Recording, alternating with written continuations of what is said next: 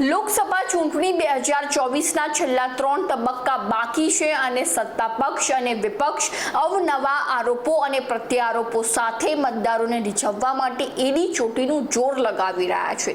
જેમાં આ ચૂંટણીમાં તો મતદાન ઓછું થયું છે અને મતદારો હવે ભાજપ વિરોધમાં છે તેવો દાવો કરતા વિપક્ષની ગણતરીઓને નજરઅંદાજ કરીને વડાપ્રધાન નરેન્દ્ર મોદીની વહીવટી ટીમ દ્વારા ચૂંટણી પરિણામો બાદના 100 દિવસની કામગીરીનો એજન્ડા તૈયાર કરી દેવામાં આવ્યો છે।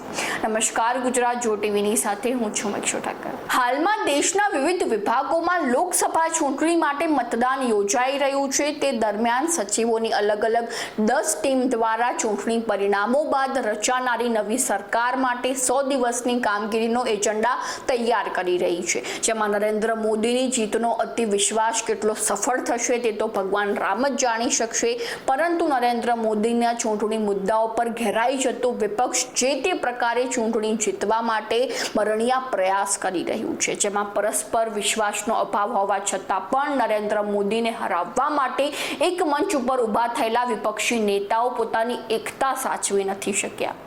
તમને જણાવી દઈએ કે એક અહેવાલ મુજબ નરેન્દ્ર મોદી સરકારના સચિવો દ્વારા મોટા નિર્ણયો અને પ્રોજેક્ટ્સ ઉપર કાર્ય કરવામાં આવી રહ્યું છે।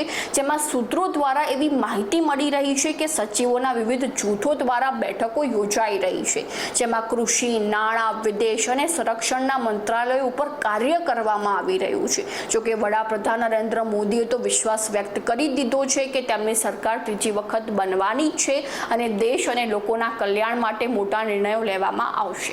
તો આવી જ નવી માહિતીને જાણવા માટે ફોલો કરો જો ટીવી મેક્ષો ઠાકર।